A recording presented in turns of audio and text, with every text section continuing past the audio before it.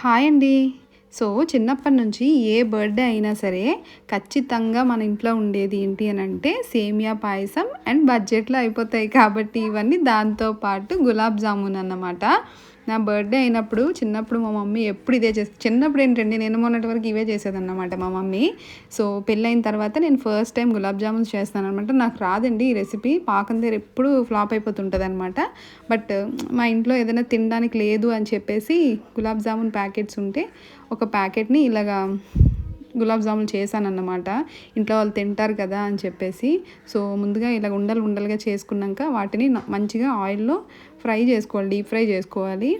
కొంచెం brown colour, dark brown colour అంటే నాకు ఇష్టం అన్నమాట. ఈ విధంగా వస్తే నాకు ఎందుకో నచ్చుతాయని చెప్పి కొంచెం ఎక్కువగా ఫ్రై చేసి దాన్ని షుగర్ సిరప్‌లో ఇలా డిప్ చేశానన్నమాట.